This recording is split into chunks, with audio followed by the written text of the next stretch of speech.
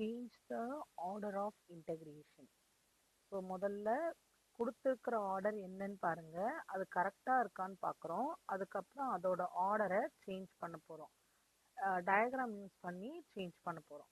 So முதல்ல given வந்து நமக்கு என்ன கொடுத்துருக்காங்க, 0லேருந்து 4a அண்ட் இன்னர் லிமிட்டில் x² by 4aலேருந்து 2 root of axன்னு கொடுத்துருக்காங்க. உள்ள ஃபங்க்ஷன், இது பேர் ஃபங்க்ஷன் xy, இது நம்மளோட ஆர்டர்.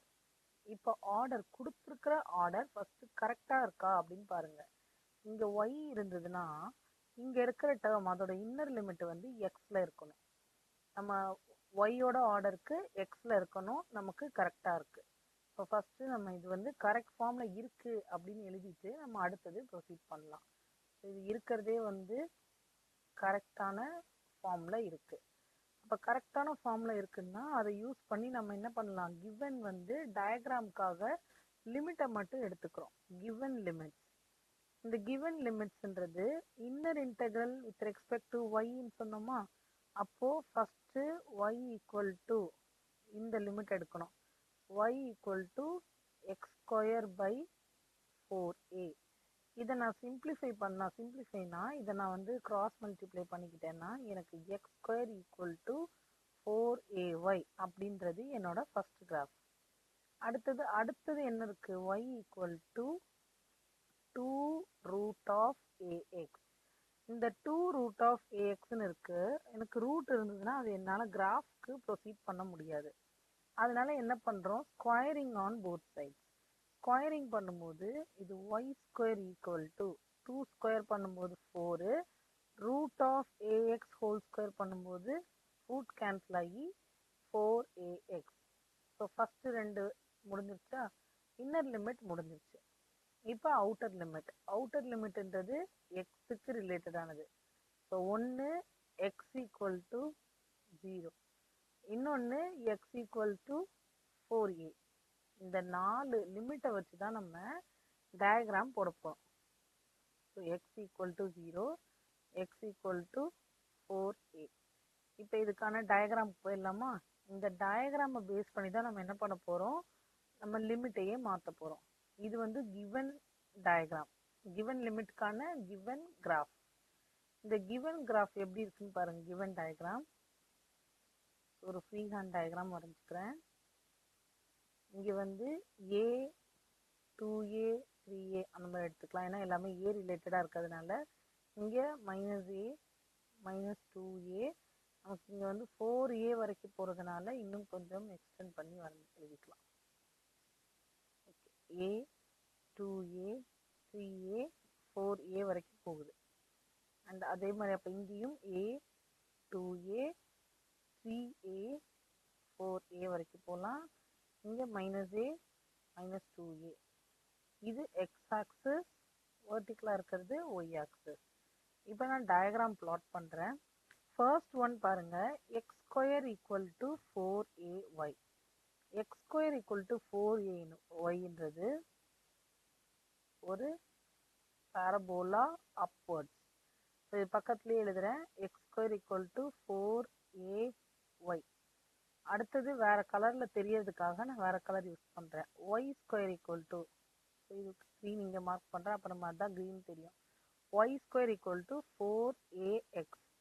y² equal to 4axன்றது ஒரு ரைட் ஹேண்ட் சைடில் இருக்கிற ஒரு பாரபோலா. ஸோ இது வந்து y² equal to 4ax. And அடுத்தது நமக்கு 2 பாயிண்ட் கொடுத்துருக்காங்க பாருங்க. அந்த 2 பாயிண்ட் என்னதுன்னா x equal to 0.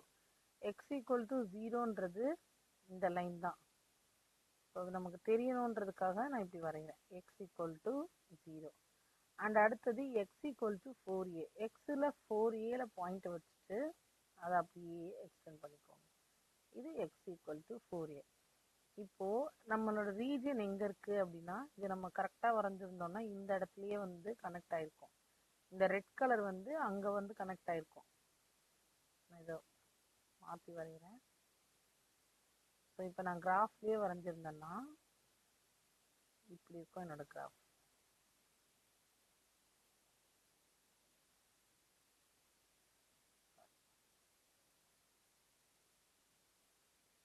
Free hand டயக்ராமாக இருக்கிறதுனால இப்படி இருக்கு.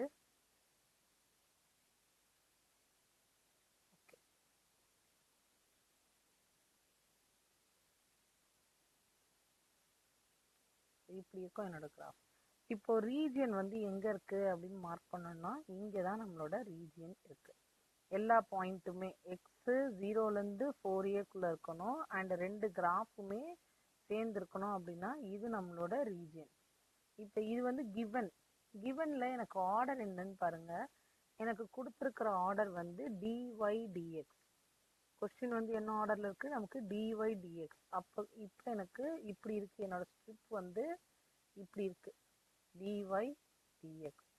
இப்போ நான் இதை வந்து மாற்றி இதுக்கு இன்னொரு கிராஃப் வரைய போகிறேன். இதே கிராஃபையே திருப்பி வரைய போகிறோம். இப்படி இருக்கா. அண்ட் இந்த கிராஃபில் அதே இங்கே ஒரு கிராஃப் இருக்கு அண்ட் இன்னொரு கிராஃப்கானது வேற கலரில் போடலாம். ஸோ இந்த ரெட் கலருக்கானது y² = 4ax. இந்த பிளாக் கலருக்கான கிராஃப் வந்து x² = 4ay. அண்ட் நமக்கு ரெண்டு லைன் இருக்கு. ஒன்னு x = 0ல ஒரு லைன் இருக்கு. நான் மேலே இருக்கிற அதே கிராஃப் தான். அடுத்தது x = 4aக்கு இன்னொரு லைன் இருக்கு. So this is x = 4a. இங்க x = 0. இது y ஆக்சிஸ், இது x ஆக்சிஸ். ரீஜியன் அங்கேயே தான் இருக்கும், ரீஜியன் சேஞ்ச் ஆகாது. பட் ஸ்ட்ரிப் வந்து இப்போ மாற்றி பார்க்க போகிறோம். ஸோ இப்போ ஸ்ட்ரிப் எப்படி வரையணும்னு பாருங்க. அங்கே வந்து வேர்ட்டிக்கலாக இருக்குன்னா இப்போ நான் சேஞ்ச் பண்ணதுக்கப்புறம் இப்படி இருக்கும். ஸோ இதோட பாட்டம் அப்படின்றது இந்த இடத்துல, இதுதான் பாட்டம் பாயிண்ட்டு. இதை வந்து நான் ஓன் எடுத்துக்கிறேன். பாட்டம் பாயிண்ட்டு இது வந்து ஏன்றது தான் அதோட எண்டு பாயிண்ட்டு. இப்போ பாட்டம் பாயிண்ட்ல எனக்கு என்ன கர்வ் இருக்கு, பாட்டம் பாயிண்ட்ல இருக்கிற கர்வ் வந்து y² = 4ax. இப்போ நம்ம எப்படி எழுதுறதுன்னு பாருங்க, லிமிட்ஸ் எப்படி எழுதுறதுன்னு பாருங்க. ஸோ கொடுத்துருந்தது எனக்கு dy dxல இருந்தது xy. இப்போ நான் சேஞ்ச் பண்ணி எழுதும்போது நான் எதில் எழுதணும், dx dyன்னு எழுதணும். அப்போ x = எழுதணும். ரெட் கலர்ல எனக்கு x என்னன்னு பாருங்க. ரெட் கலர் ஈக்குவேஷன் இங்க இருக்கு, y² = 4ax. இந்த இடத்துல x = என்ன, x = y² / 4a. அதுதான் என்னோட லோவர் லிமிட், y² / 4a. அங்க எழுத முடியல.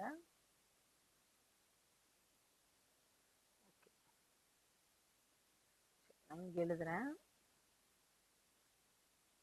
ஆர்டர் மாத்திரம் dx dy அண்ட் உள்ள இருக்கிற ஃபங்க்ஷன் அதே தான் xy. இப்போ ஓல எங்க டச் ஆயிருக்குன்னு பாருங்க. ஓன்றது y² = 4ax. ஆனா எனக்கு xல சொல்லணும், ஏன்னா நம்ம ஆர்டர் வந்து xல தானே போட்டிருக்கோம். So x = y² / 4a. இப்போ அது எண்டு டச் ஆயிருக்கிறது ஏன்ற பாயிண்ட். இந்த ஏ வந்து எங்க இருக்குன்னா பிளாக் கலர் கர்வ்ல இருக்கு. பிளாக் கலர் கர்வ்ல x² = 4ay இருக்கா. அப்போ x = நான் என்ன எழுதுவேன், √4ay அப்படின்னு எழுதுவோம். √4ன்றது 2√ay. ஸோ இங்க 2√ay. ஸோ இப்போ நம்ம வந்து அப்பர் லிமிட்டும் எழுதியாச்சு, லோவர் லிமிட்டும் எழுதியாச்சு. இந்த அப்பர் லிமிட் லோவர் லிமிட் நம்ம இப்போ எங்கன்னு எழுதணும்னா ஒரு ஸ்ட்ரிப் வரைஞ்சிருக்கும். அதோட பாட்டம் O, அதோட எண்ட் பாயிண்ட் A. பாட்டமோட கர்வ் வந்து ரெட் கலர்னா y² = 4ax. அங்க x என்ன, அண்ட் எண்டில் வந்து black colour which is x² = 4ay. அதுல x என்ன, ஸோ x = எழுதியாச்சு. இப்போ அடுத்தது yன்றது இப்போ இந்த பாயிண்ட் வந்து நமக்கு எங்க வந்திருக்கும்னா 4a வரைக்கும் வந்திருக்கும், 0லேருந்து 4a. என்னோட அவுட்டர் லிமிட் வந்து 0லேருந்து 4a. இங்கே இன்னர் லிமிட் மட்டும்தான் மாறி இருக்கு, அவுட்டர் லிமிட் மாறல. இப்போ இதுக்கு தான் நான் என்ன பண்ண போறேன், இன்டெகிரேஷன் போட போறேன். So I = 0லேருந்து 4a y² / 4aலேருந்து 2√ay xy into dx dy. இப்போ நான் ஃபர்ஸ்ட் எதில் இன்டெகிரேட் பண்ணணும், எக்ஸால் இன்டெகிரேட் பண்ணணும்.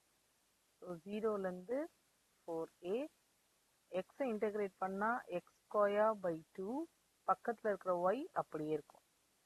லிமிட் y² by 4aலேருந்து 2 root of ay into dy. சரி, இப்போ நம்ம லிமிட் சப்ஸ்டியூட் பண்ணலாமா?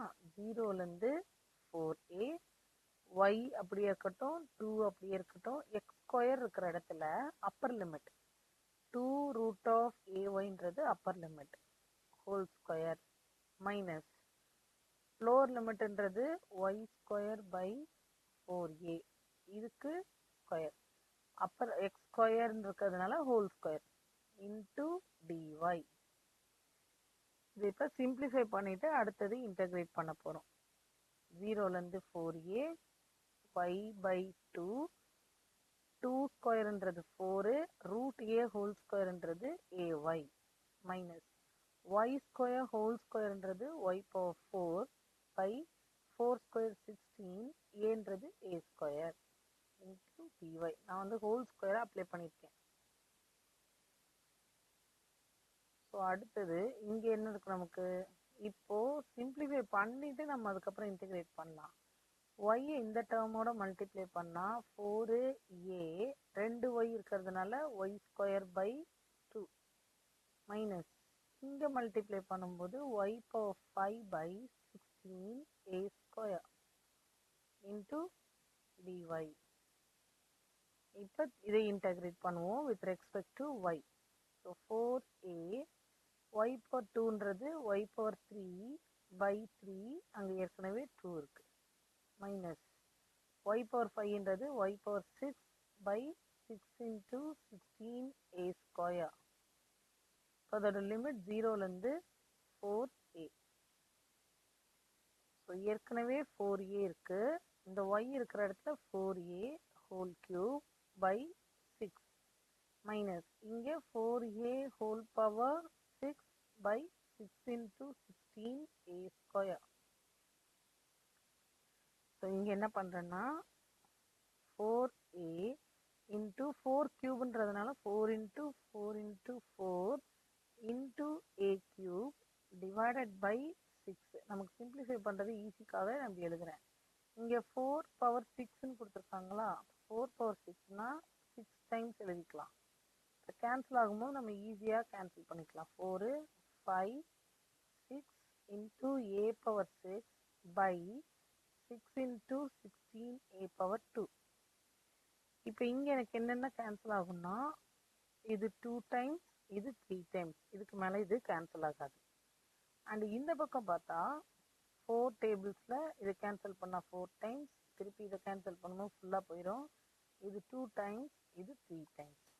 அண்ட் ஏ ஸ்கொயர் கேன்சல் பண்ணும்போது a பவர் 4.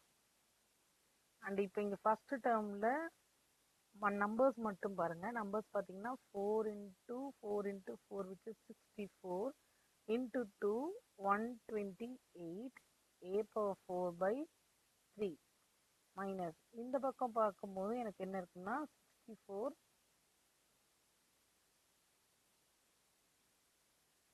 அதே டேர்ம்ஸ் தான் வருது. 8 into 4 32 32 into 4 32 into 4 is 128 a power 4 by 3. So here terms miss பண்ணிக்கோமா.